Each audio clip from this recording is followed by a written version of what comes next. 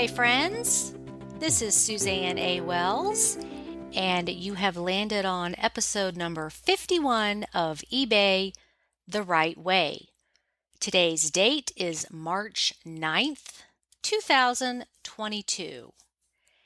Tamsin in Canada is my guest in this episode. Before we get into that chat, we're going to do a quick calendar check-in.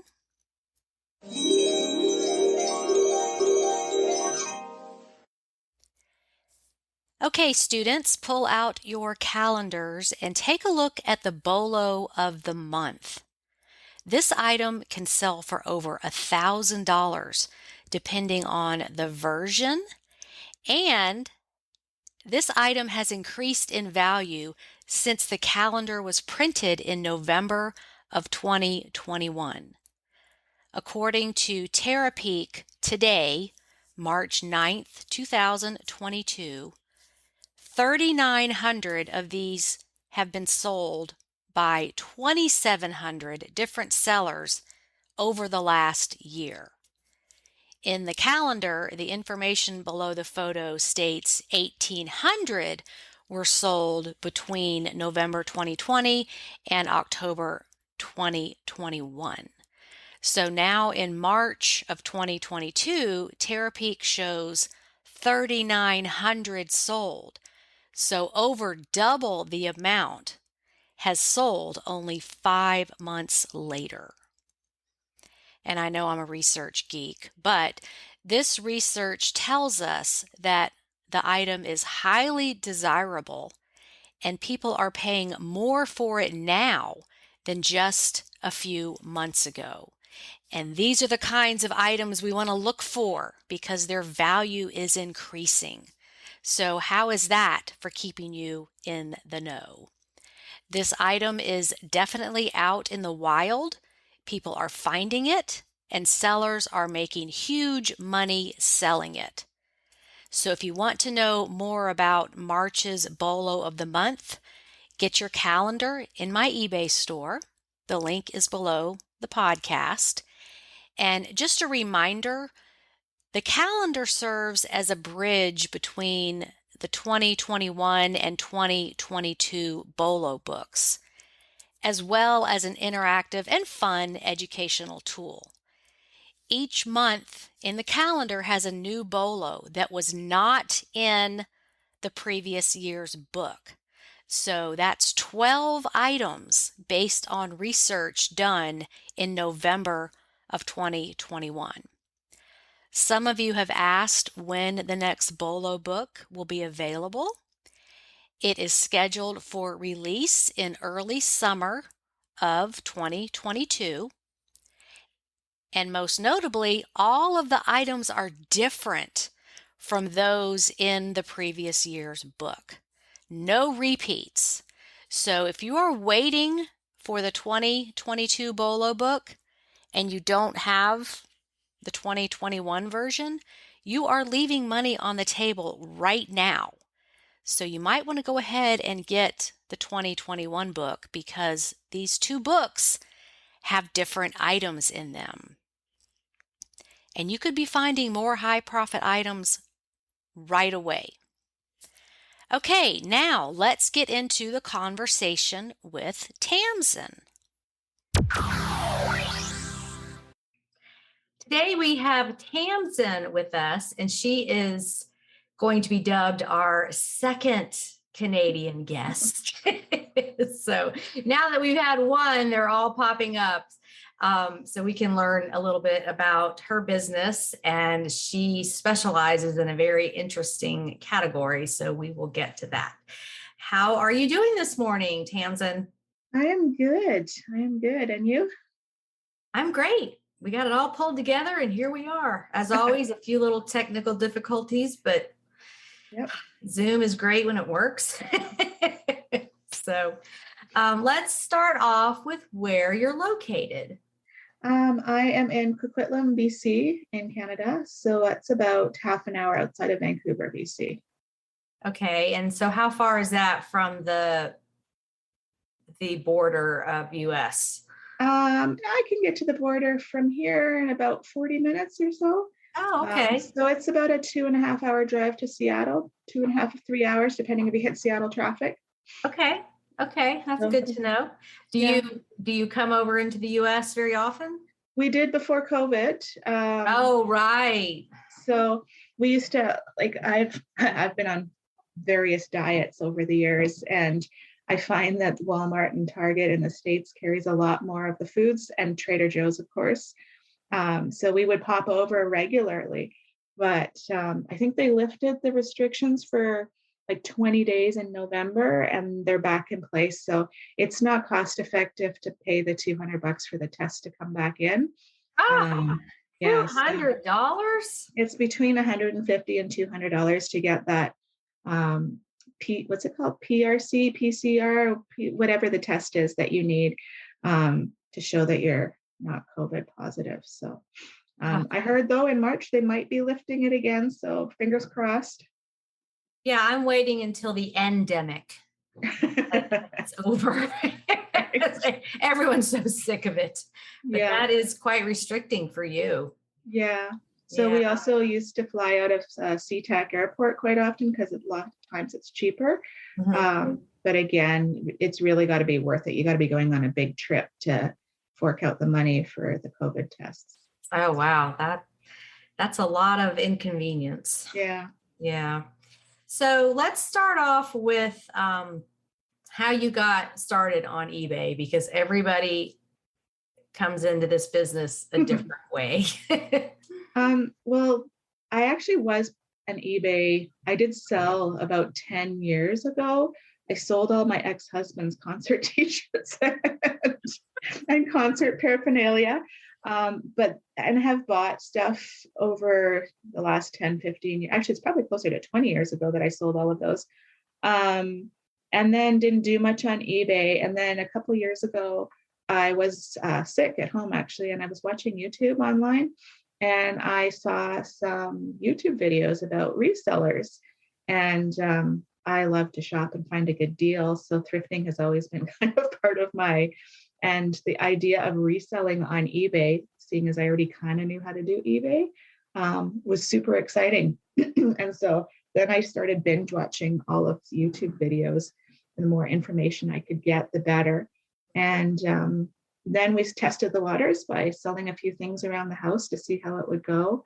And it sort of evolved from there. And now, actually, I work for the government 9 to 5.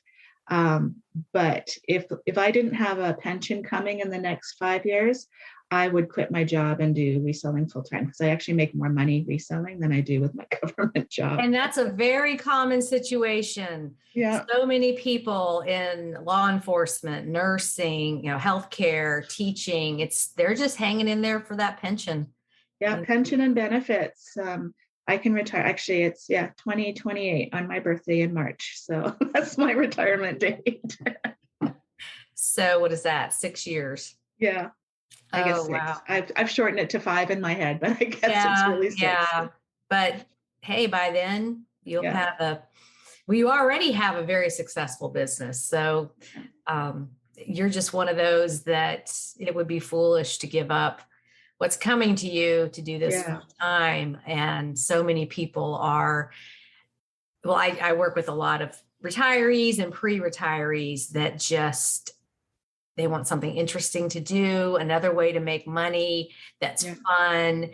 And so many people are just getting all of their ducks in a row to do exactly what you're going to do. Yeah.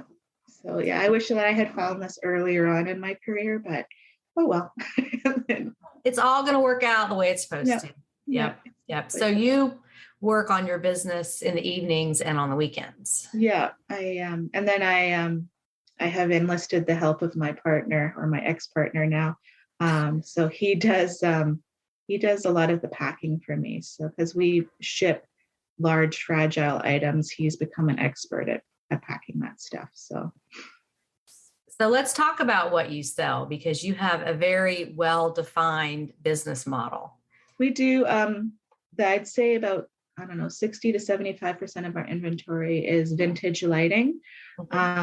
So predominantly swag lamps, hanging swag pendant lamps from 1960s, 1970s with the big glass globes. Those are the ones that we have a lot of. I also do chandeliers and any kind of thing that has to be hardwired into the ceiling. A lot of times I end up switching them over. I rewire most of them. Really? Yeah, and I also convert table lamps into swag lamps.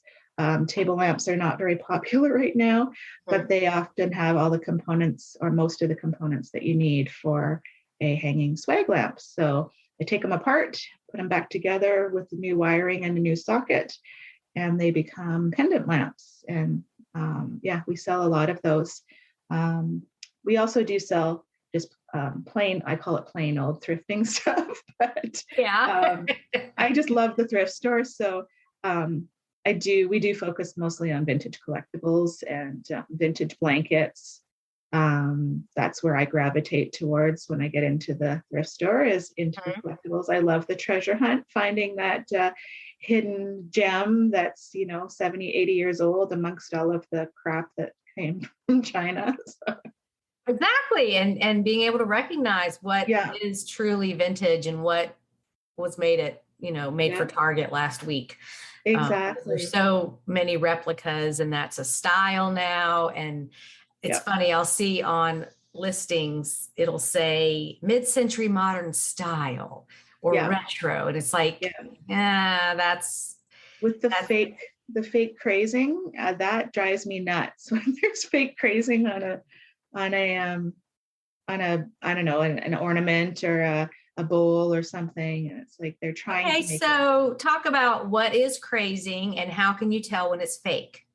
Crazing is what happens to the finish of something that's old and that's made of ceramic. And it's like little cracks, but they're under the top coat. So you can't feel them if you run your finger along it. Mhm. But it's like a little spider web of cracks, kind of. And usually in real crazing, it only happens in portions of it. It's not a consistent pattern. Mhm. The newer ones, you can just tell by looking at it. It's just a consistent pattern all over, and it's like they've printed the crazing or painted it on and then covered it in Oh glaze. my gosh. I mean, people will invent anything to copy an original. Um, I remember like cookie jars and such. It could be on the bottom of it, Yeah, but not on the outsides. Or if you yeah, look down inside, you can see it, but it's not on the outside. It's in different places. And yeah, I love your description that it's like a spider web, because that's yeah. exactly what it looks like. And it looks almost like it's cracked, but if you run your finger over it, it'll still be smooth, so that you Mhm. shouldn't be able to feel the crazing. I just picked up what was it? It's a ceramic Santa Claus bell at the thrift store the other day, and it's got crazing on the inside of it, but there's no crazing on the outside of it. So knowing that, yeah, just I think that's probably maybe where the bell's been hitting the clangor from Okay. inside. Okay. Yeah, and I picked up a pair of global salt and pepper shakers Mhm. the other day, and the rabbit has some crazing on it, but it comes with a little carrot that's the pepper shaker, and it Uh-huh. has no crazing on it. So it's just the stress points, I think. Okay, I'm on Google right now. I looked up fake crazing, and It's a very consistent pattern, the fake crazing. there's a lot of information on that, pictures and blog posts and like Collectors Weekly, where I did not even know that was a thing. Yeah, a lot of I see like Pier One stuff, and the old Bombay company. They have Mhm. a lot of fake crazing on their stuff. And Really. Target, some of the Target stuff, especially like bowls, ceramic bowls, the whole entire bowl will have fake crazing all over. So I wonder how they do that. I think it's just like when they're doing the pattern, it's almost like they stamp it on or paint it on Oh, first. so the manufacturer is doing it. Yeah, It's not yeah, resellers that are out no, there finding things and making them try No, to pass for. I think that would be too I'm complicated, like, God, what do they do? Sit there with a pencil? That's got to be very time consuming to right? fake For that. not a lot of return. Oh, yeah, I know. That's true. Okay, so you have really educated me and probably a lot of listeners about that can be a thing. So, listeners, just go to Google Images, do a little research on Google. There's information about authentic versus fake. Um, wow, I'm I just, also find surprises every day in this business. Like, what? Really? I find that like coffee cups and teapots, the real crazing is really prominent because at some point, I guess the tea or the coffee actually seeps into the crazing. It must go through the glaze a little bit, so it dyes. You can really see it on those. Mm-hmm. Oh, so it turns it a darker color. Yeah, the lines. Okay. Very interesting.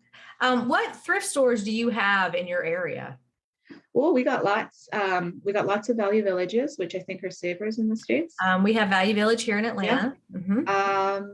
We have Salvation Army. We have Talese.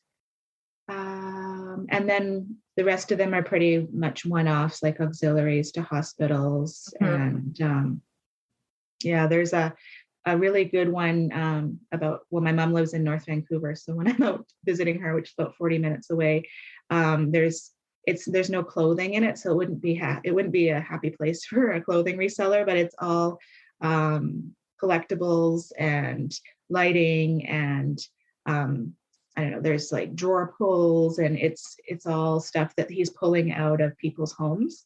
So yeah, that's one of my favorite stores. Okay, so you are blessed with a lot of thrifting in your area because that can be a challenge anywhere of where to get things. And have you seen prices go up since COVID, which they have in a lot of places around the U.S.? A little bit, maybe. I will say that as far as the lighting goes, majority of our lighting comes off Facebook Marketplace, actually. We do find the odd lamp in a thrift store, but most of the stuff we target is Facebook Marketplace. And actually, my ex-partner right now is that and every now and again, I'll do an online estate sale. And I was there 2 weeks ago picking up some encyclopedias, which we also sell. Yikes. Yeah, so I won actually 2 sets of encyclopedias for $1 a piece. Wow. And so I made the 40-minute drive out to pick them up. And when I was in the house, I was looking at all the lights in the house, and it was obviously a house that was either going to be flipped or torn down. Like it wasn't in a condition for somebody to sort of move in and live in. And I asked the guy running the auction what they were going to do with the lighting, and he hummed and hawed and didn't know. And then he took our business card and called us last week and said, come out today and have a look and give us a quote for what you would pay for all of the lights.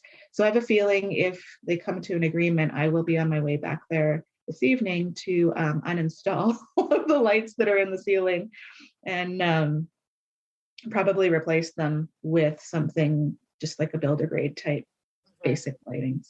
So do you have an electrician's background? I do not. No, I haven't been crafty. This is like a big craft for me. Okay. Rewiring. I have done every craft that you can think of since I was little. And so rewiring was just sort of an extension, and building the lamps. I particularly like building like chandelier type hanging swag lights out of multiple pieces that weren't together in the first place. So it's like creating something new.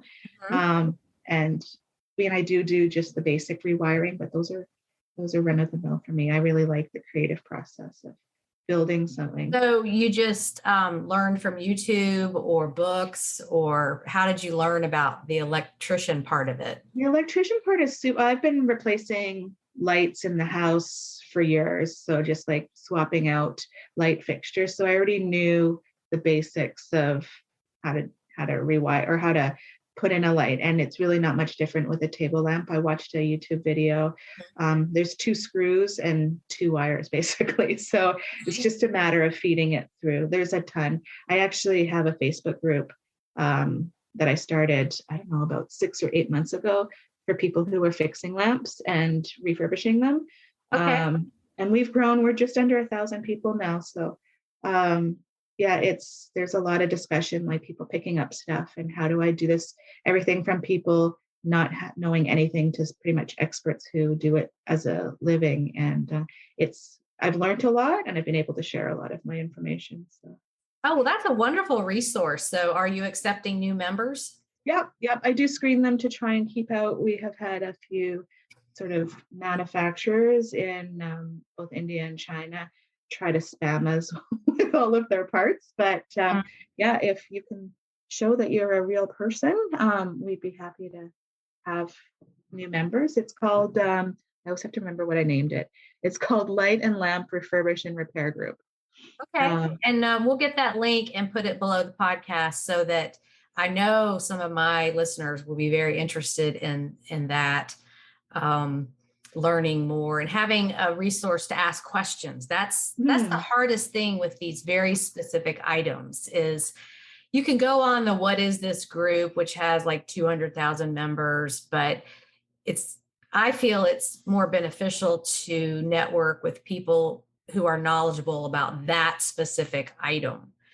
Because you can say, been there, done that, here's what you do, or I don't know, but you can go check this out, that kind of thing. I do quite a lot of tension pull lamps, the ones with the springs on the top that go from floor to ceiling.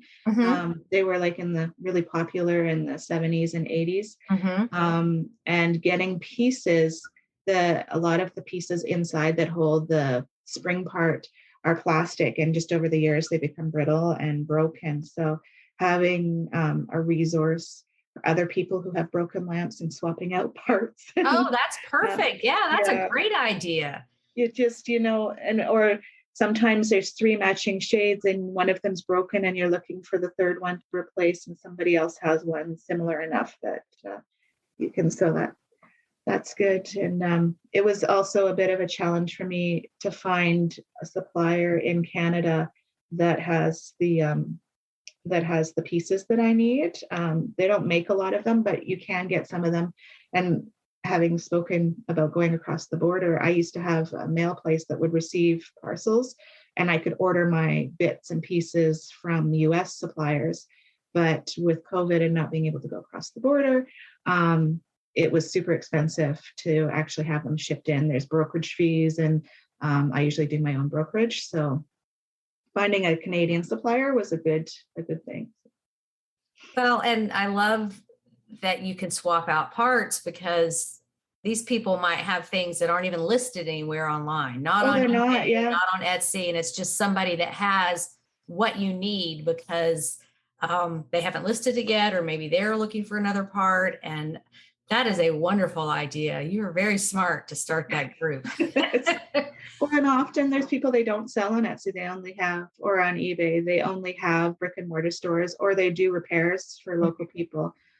So somebody will go, I really need this part. And somebody will say, oh, I think I have one in the garage. Hang on. Oh, you're kidding. So it's matching up the haves with the have-nots. Yeah. That's a beautiful thing. Just a side note for Facebook. Do you use that feature in your group where you have to approve posts? Yes. Yeah. I went to that a couple of months ago. ago. Sorry. Not approving posts. Sorry, approving membership. Okay. Well, there's that. And then there's where you can approve each post. And so that cuts down on the spammy stuff, because I get it too. All these people in different countries, they're wanting to come in there and spam or just, I don't know what they're doing, but we've been good so far. You can approve posts if it gets too messy. And, it just pops up on your feed, one post awaiting approval, and most everything gets approved, but it's just another way to keep all the crap out. I've had to delete maybe 2 or 3 that popped up. I usually see them pretty quickly, or somebody reports them to me. But it's been a really supportive so far. There's been no like nastiness on there. So we're Right. relatively new. We're like I think we're 6 or 8. I can't even remember when I started it. I feel like it was about 6 or 8 months ago. So yeah, I did set up, there's a couple options where you can, if there's multiple answers within a very short time, and it's showing that it's kind of heated, then it will stop it automatically. And there's another feature, I think if there's less than 10 characters in a post, it will automatically flag it and not approve it. Yeah, Facebook has come a long way on automation to keep the crap out. Yeah, it's pretty good. Yeah. So if we get to a point where it's needed, I may move to that. But so far, so good. Okay, great. So how many items do you have listed in your store? We usually have just under 1,000. I think we're sitting at like 960, 980 right now. The vintage stuff is cross-posted to Etsy as well. Most of it, not all of it. And so, yeah, right now I use a cross-posting, I pay for a cross-posting thing that goes from eBay to Etsy, and it automatically delists when I sell to the other one. And I was looking to cross-post to some other platforms, but I can't find that feature on any of the other apps. And I really like it. I don't have to worry that it's going to sell on both platforms at the same time. Okay. So yeah, but the majority of our stuff is on eBay. We started on eBay. We still do twice as much business on eBay as any other platform. Excellent. What percentage of your items are vintage lighting? I would say at least half. It depends. And actually, we've been listing more lighting. And as we sell off, we first started, we were selling a bit of everything. We had clothes and shoes, which I absolutely hate selling. Your trash is my treasure. We actually made a trip down to the bins in the States and picked up some stuff, and most of it's gone now. But as that stuff sells off, we dabbled in plush for a while. We do have a few of those listed. But yeah, it's climbing. The vintage lighting and vintage collectibles is climbing as we sell off the other stuff. Okay, great. Now, clothing. I'm all the power to the people who sell clothing. I'm glad. I mean, I buy clothing online, but it's not my thing. And obviously it must show somehow in my listings because it's not my niche and I don't like it. People don't want to buy it from me. So. Yeah, I think it has to do with the algorithm. eBay boosts your listing in search, I think. Whatever is working for you keeps working for you. Yeah. Because whenever I explore a new category, it takes a little while for it to get going. But I've been doing clothes and shoes forever. And so it's just old habits die hard. And I find that luxuriously soft cashmere sweater. And I'm like, oh, no, this cannot go to the landfill. Somebody could be wearing this and loving it. And that's kind of my mindset as I'm trying to rescue these really nice items that are expensive and beautiful. And sometimes they're clothes and shoes. So that's kind of my, bread and butter stuff, but I'm always looking to explore other categories. Like I tried golf clubs and that gave me a stomach ache. I'm like, this does not align with my sole purpose. I just I don't know anything about golf. I don't want to ship these things, and more power to the people that do those and electronics. I cannot get excited about any of these receivers or, stereo parts.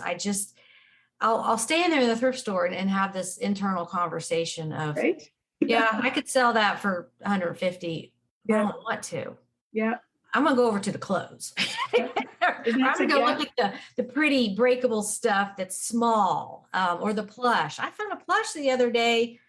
I've got $325 on it because it is rare and vintage, and it's that Eden plush, Eden Toys. That's a vintage brand. And it's just, I don't mind looking through them.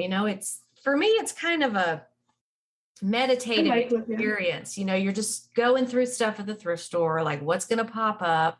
Anything's possible at any minute.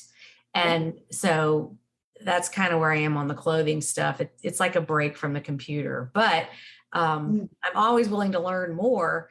And I just don't even see the kind of stuff you sell. Because you post on the Money Making Mondays, and you had this lamp you sold for $600. And I think the post part was black. I'm sure you remember it. It was recently, within the last couple of months, maybe. And I think probably the one that I made, was it the one with 3 globes that I just made? I don't know. I don't remember exactly. I remember putting that in the video. Yeah, we have our most expensive one right now is we have a 4,200, it's Canadian dollars, but $4,200 Canadian light. And I just about sold it last week. But she ended up going with another one at the very last minute. But oh no. I get excited when designers and movie studios, we've got one guy in Florida who he's the host of a HGTV show, and he keeps buying in bulk from us. So I get really excited when I see stuff come up, 6 lights at a time. It's pretty exciting. My phone just lit up, and I just got an offer for that thing I was talking about. I have my fake background. It's the plush, yeah. It's little Lammy, and they only offered $50, and I've got 325 on it, so that's not happening. Do you end old listings and start them over, or do you just let everything Not ride? Very often. I know that I should, and I've seen discussion on how it helps and how it doesn't help. I do sometimes, like some of our items I have one item right now that has like 98 watchers on it or something like that.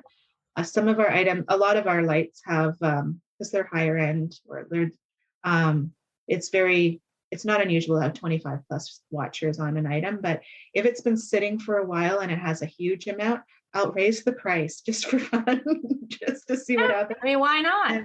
And the only one that's not worked on is the one that's sitting right now, but it's actually, I don't know if it lets the user who's watching it know that there's been a change or something, but quite often I'll get an offer as soon as I up the price. So I don't know. Well, it used to be that you could adjust your communication settings if, as a buyer, you wanted notification when items you're watching, the price changes.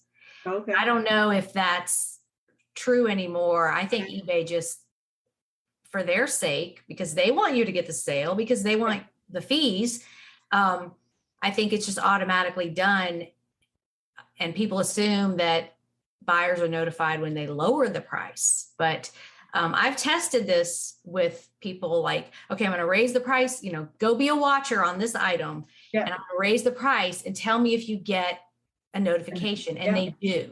Okay. So I don't think it's written anywhere that when you raise the price, buyers are notified. It's just kind of a vague thing that's out there, or maybe it has to do with an algorithm. Has that person bought that kind of item before?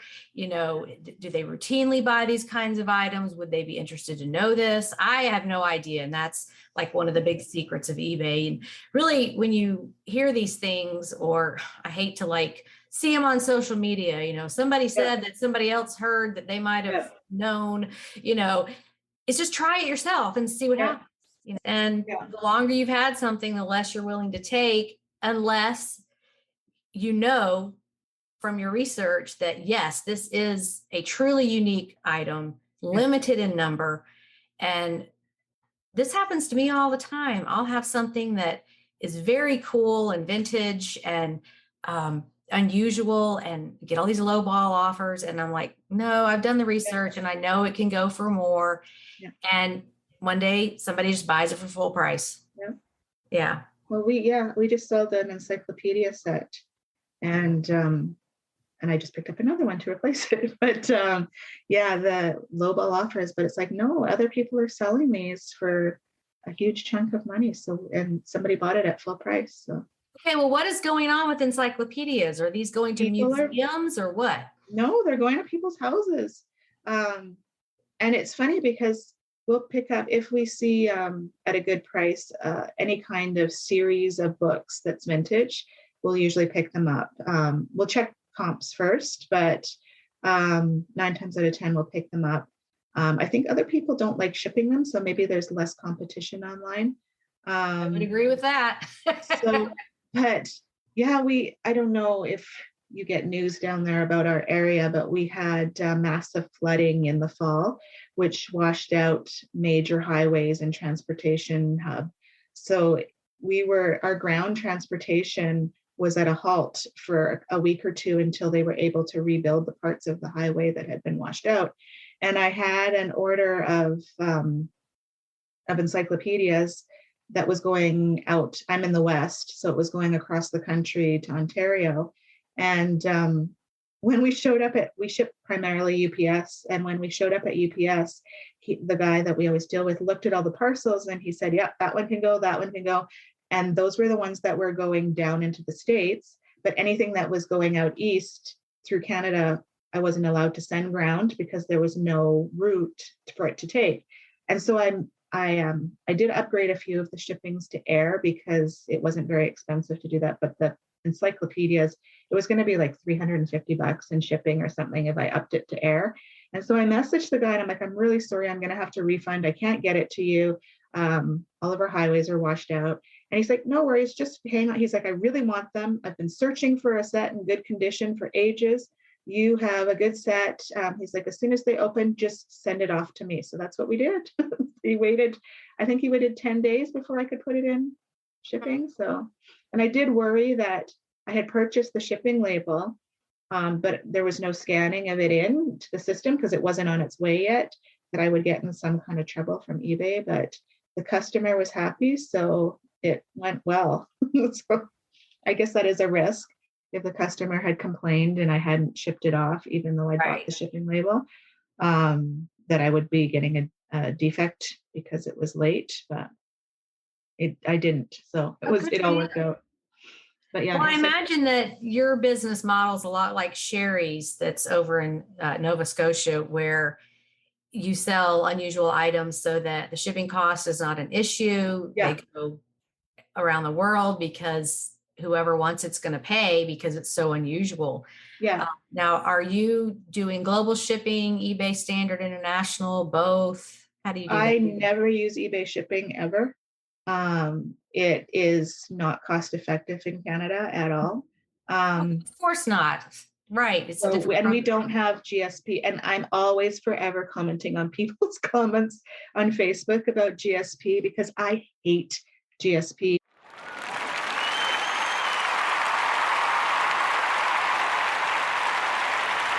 And I know it's very convenient for the sellers, especially in the US, to use it because it's hassle-free.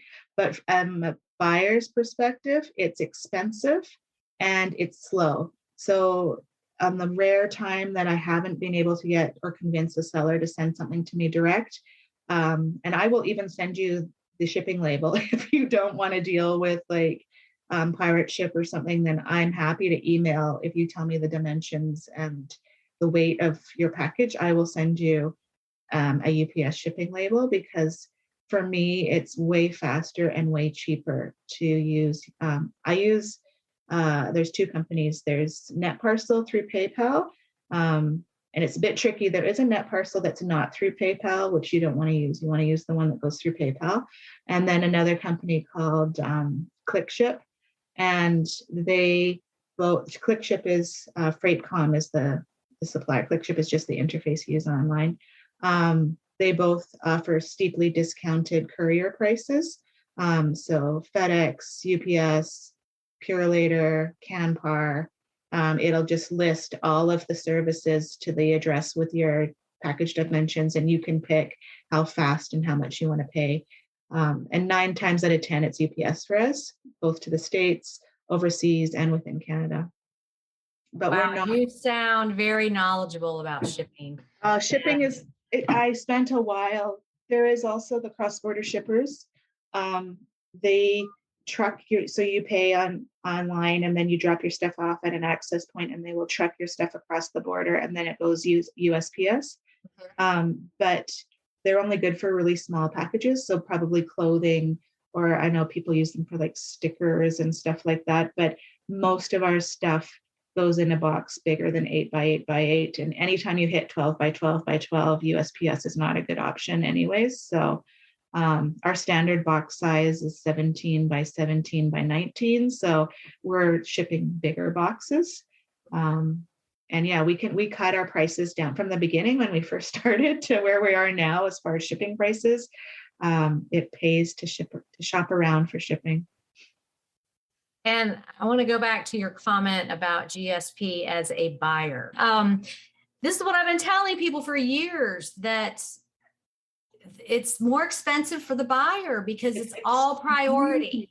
And now with this new eBay Standard International, it's still under that eBay umbrella. And I feel like I say this on every single podcast, but there's still people who have been selling on eBay like for even decades that just won't ship international. And it's like, you guys want to buy stuff, and the risk is none. There's just, you're covered by eBay, but you can offer both GSP and the standard international.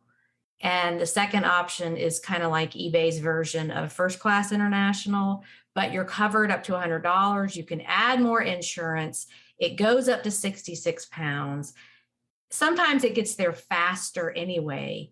And it's just a wonderful option. I think it's going on 2 years old now, or maybe 3. I don't know. Time goes by so fast now. But that global shipping is cost prohibitive for a lot of people. And if I can, some people they just won't give this new option a try. And it's just very frustrating for me because it's like, you can make more money. Just go on all your listings and bulk edit them and add that standard international option and just see what happens. Of course, on the internet, you're always going to find the bad stories, the horror stories. People make YouTube videos about their horror stories, and you don't hear from the millions of people that successfully receive their package and they're so happy about it. Yeah. And I mean, I am looking sometimes for parts that I can't find anywhere else. And I will always if it's showing GSP, I will always message the seller and say, would you consider sending direct? If you're not comfortable doing that, could I send you a shipping label? And I'd say more than half of them say yes. And you have to be careful with shipping into Canada. Any of the couriers will charge you a brokerage fee. So unless you do your own brokerage, and you have to have a incorporated business to do that. But if it goes USPS, then there's no brokerage fee. And a lot of times the item gets waived through customs with no duties and taxes because it's low value. So whereas GSP automatically charges everybody duties and taxes on everything that comes through. So it's charged even if it's not needed. Yeah. So that on top of priority mail makes it very expensive. It's usually, or it can be, I don't want to say usually because I don't know every situation, but it can be up to 3 times more than first class international. So slow if you're waiting for something. Yeah. So, and here's the thing is you're reaching out and asking and informing these US sellers of how to do this. How many millions of people are there like you that don't even ask? They just, they don't offer it, going to move on. Yeah. So, it's like the one that got away, it's just, for the sellers listening, you could have all kinds of people in other countries looking at your listing and they see global shipping and nope, too expensive. And they move on. They don't take the time to message you and say, hey, could you do this? Or educate you on a better way. So I just feel like so many items are just skipped over because, GSP, too expensive. Yeah.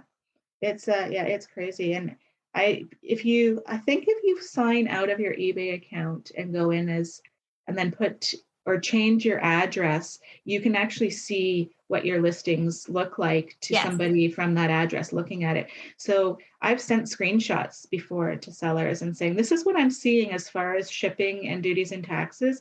You can see how crazy this is. So could you, consider sending it direct to me instead. And it works much better.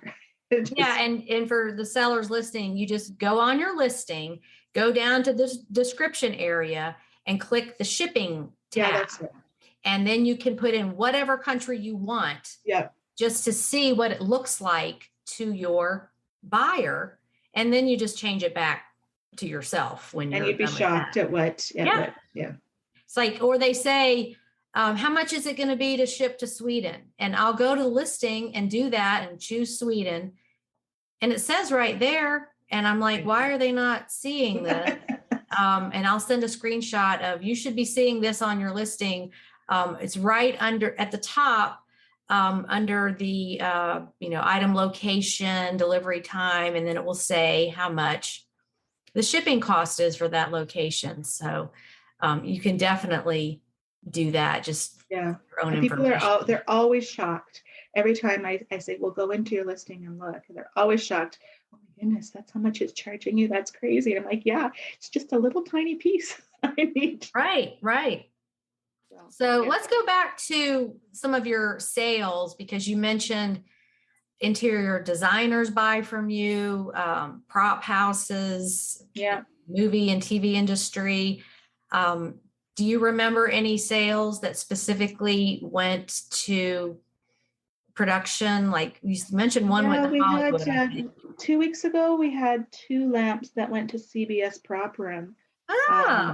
They were trying to think which one it was. They were both swags. One was it was long and narrow, and it was pressed glass, and it had some orange and white or orange and clear parts to it. And the other one, I call them UFO shape. They're like they're round and they're squat. And then it was a gray one that went to the CBS Prop House.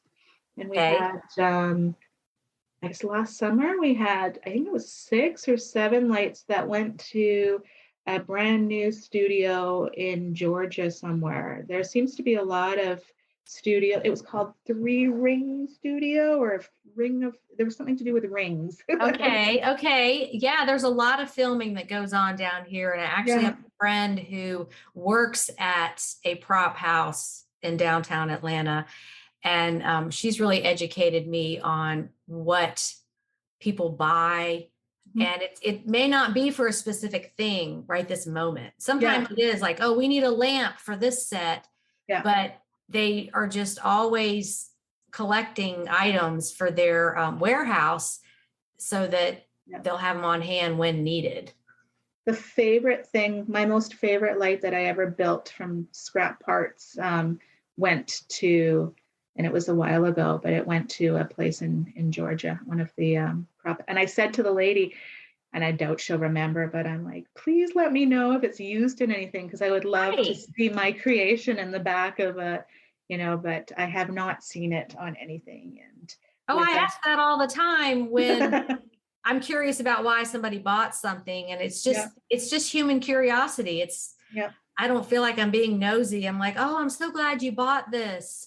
I love this item. What are you going to use it for? Or they'll just tell you, oh, my grandmother had one of these. I was so glad to find another one. But that would be interesting to reach out to these when it's going to a prop house and just say, hey, I'm so curious. What is this going to be used for? And maybe they'll answer you, maybe they won't. But I've seen on the group people posting, oh, I sold this sweater and somebody's wearing it on the Goldbergs. That's cool. And all these shows that are coming out that are retro and reboots, and they're going to need props for their sets. And it's cheaper just to go on eBay and buy it than to try to make a replica. We have a huge movie industry here in Vancouver. Yes, you do. So we get local pickups quite a bit. They're looking, and then we don't have to do that panicked FedEx overnight for the set. Right. They just come to the house and pick up whatever light it is that they were looking for. But and with streaming now, so many things are filmed in Canada. It's the exchange rate. Yeah. It's just cheaper to do it there. Yeah. That makes perfect sense. Yeah. Because what was I watching? That show on Amazon, Reacher. Oh, I haven't seen that Oh yeah, he's hot. You need to watch that. one. I think I watched it in 2 days. There's 8 episodes. Okay. Anyway, it's supposed to be filmed in South Georgia, and Oh. scenes are in downtown Atlanta, and it's totally not Atlanta. It's, you know, it says filmed in Canada. I forget where, but they Mhm. sure made it look like Georgia. Yeah. No, Yeah. there's a lot. Yeah, a lot. And I'll recognize streets and like, oh, that's yeah, that's it. Or the buildings or something, you know, it's like, oh, that's this city. But most people don't look that close. So whatever. They're too busy looking at the shirtless Reacher guy, which I'll have to check it out. yeah, you'll have to. Um, so um, you mentioned an item that almost sold for $4,000. What Yeah. has been some of your highest sales? I think that would definitely have been our highest. After that, we've sold a couple $2,000 lights. It's been a while since we've sold anything. Most of our lights, the average swag runs 250 to 300. And then ones that I create, usually they're ones that I've created that have multiple globes on them. They run $500 to $600 usually. Nice. But yeah, I was excited. It's a beautiful piece that we have. I've built because I was having for the first while when we were doing chandeliers, I was wiring for picturing them. I was wiring them into my dining room. So Oh, really? I was on a ladder and installing them, taking the pictures with them on and off, and then pulling them down. And then I all of a sudden realized that I could build myself a box and so I built out of 2x4s and plywood a box with a hole on the top. And then I've got black fabric in the whole box and on the top. And then I install the lights there. And then they're easily accessible on the other side of the roof of the box at sort of standing height. I can wire them properly and then I just plug them into a plug. So So a you lot made easier. a photo setup for that to Yeah. save time. Yeah. That's very smart. Yeah. So And one thing I noticed on some of your sales is that you mentioned taking the items apart to ship them. mhm. And I think that's something that doesn't occur to people. They'll see a floor lamp, a table lamp, and they're like, how am I going to ship this? And you have to get in that mindset of how can I break this down? all of our swags, the glass globes, we take the tops off and we fill the swags with peanuts because there's such a large void. We had in the beginning, we had a couple that even though they were not moving within the box, just because there was a void, the glass collapsed in on itself. So we stuff the insides of any void, even if we sell a mug, we stuff the inside with peanuts and then wrap and then more peanuts. So, and we've discovered that the biodegradable peanuts compress way better than the original type peanuts, and there's no static cling on biodegradable peanuts, so it's a win-win. We can push them. Where do you get those? We get them from a local packing supply place. I've never actually ordered because we're in Canada again. We don't have the options. There is Uline we can order from, but shipping is crazy to get your supplies. So we just Googled shipping supplies and we found a couple local places and went and talked to them to see what their prices were like. And we've settled on one. They know us now. They have their packing peanuts in stock for us, and we buy huge things of bubble wrap as well. And we buy our boxes from them most of the time too. So but yeah, those biodegradable peanuts are so much better than the regular styrofoam. Oh, I hate those things. They stick to everything and make a huge mess. And then when your buyer opens it, it's going to make a huge mess at their house. Yeah. They're made of, I think they're made of cornstarch. They disintegrate in water.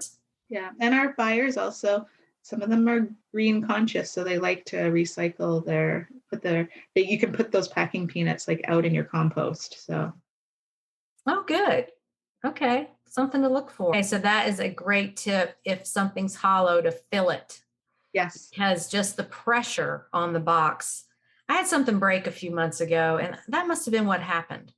Because I double boxed it. Yeah. I don't know how this thing broke. And even the buyer who received it broke and said, I don't know how this broke. You had it packed so well. And it was a little sauce pot. It was a ceramic sauce pot. Mhm. And I guess I didn't put enough Even if you filler put, in I the know middle of it. some people use like just crumpled up plastic shopping bags, just Mhm. anything that Oh, yeah, holds the yeah. space in there. And even a coffee mug, that Yeah, it's the pressure on the outside yeah, that makes it break. And if you don't have anything in the middle of that item for yeah. counter pressure, it's going to break. Yeah, we found very, very little breakage after we started doing that. And we've had no complaint, and everything has to be assembled. Nobody's ever complained that they had to put the top back onto their light. Hey, well, that's how you would receive it from a store. If you ordered Hello Wayfair, everything from there you have to put together. I went through that a couple of years ago when I redid some furniture, and I'm like, it's going to take me 2 hours. I hate doing that. But that's life. And what about IKEA? You got to put everything together you get from them. So, and the tension pole lamps that we sell that go floor to ceiling with the spring on them, the vintage ones, those all separate into 3 or 4 parts. It's a tube that fits into another tube that fits into another tube. So those are easy to, again, taking them apart for shipping. well, you have just been a wealth of information. Yeah. The last thing I ask my guests is, what kind of advice would you give to people starting eBay and in your situation who want to get into selling vintage lighting? Well, for people just starting out on eBay, I would say start selling what you know. I think I got caught up in the beginning watching YouTube videos and wanting to sell what other people were selling. Great information on the YouTube videos, but it's really, you need to find what it is that you like to sell and what you know about and what you're excited about selling, because there's no point in selling something if you're not excited about it. And as far as lighting, I know it's just a very cool, I just love lighting, and it becomes a bit of a problem though when you're watching movies and TV shows, because you're looking at all the lights in the shows. I do that too with all kinds of stuff. I'm like, there's that vintage mid-century modern teak wood starburst clock. Yeah. I see that all the time now. Or some mug in the background, or I do that all the time. But just don't be scared to try and ship it, and don't overthink it, and reach out. There's tons of people who already have the information. People walked me through the cross-border shipping stuff when I first started, and then somebody else mentioned the other ways that we ship, and just reach out, join groups, read everything that you can, because you never know, even after you think you know everything, somebody will say something and you're like, I'm going to try that. So, yeah. Yeah. And I think people shy away from obviously breakables because they're afraid of the unknown. Yeah. You just have to throw yourself out there, out of your comfort zone, and just do some different things, because that's where you're going to grow. If you just keep doing the same thing all the time, A, it gets boring. Yeah. And B, you're missing opportunities. We actually bought at Halloween. I saw in one of the groups somebody say that the giant skeletons were out at Home Depot again this year, and that celebrities had purchased them in the previous year and they had sold out super quickly. So I made my partner come to Home Depot with me, and we bought this 12-foot skeleton. It cost us $400 Canadian to buy it, and it was almost 100 pounds, the box itself. And got it home, listed it for $1,200, and it sold. And then I had to figure out how to ship it. And that's when I discovered ClickShip, because one of their couriers will pick up at the house and will do really large items. But it was like, it's sold. How do I ship it? So wow, that is huge. 100 pounds. Yeah, and it was a giant box. It was more the dimensions that were over most of the courier companies, and we were thinking that we would have to take it out of the box and repackage it into multiple boxes, but we did find somebody to ship it, so that was good. This seems like you're not afraid of anything. We'll try it. We'll try it. Fearless Tamsin. That might be the tagline on your podcast. Okay, well, we are going to wrap this up. And thanks again for agreeing to come on my podcast and being brave enough to to talk and share your business. Again, we're going to put the link to your Facebook group below. Oh, yeah. So you can come check that out if they want another place to learn about vintage lighting. We started a group. I guess some of the people in the group are just looking for somebody else to repair their lamps. So we started a thread with where people are from so that they can sort of get together locally if one person's willing to fix another person's lamp. That's wonderful. That's just really innovative that you have this community for such a specific item. Yeah, I honestly didn't think that I'd get in more than a couple hundred people, and it's just growing so fast. So I guess there's a lot of people that fix lamps out there. Well, good for you. That's a great resource. Well, thanks again for coming on, and we will see you on the Facebook group. Okay, thanks. Bye. Okay, bye. Thanks again, Tamsin, for agreeing to come on my podcast and share a little bit about your business. The link to Tamsin's lamp repair Facebook group is below the podcast, so you can check that out if it is of interest to you. And thanks so much for tuning in this week and every week. I'm going to end this episode with a motivational quote from Einstein. He said, "Anyone who has never made a mistake has never tried anything new." So get out there and experiment and see where it leads you. Make it a great week on eBay, everybody. Bye for now.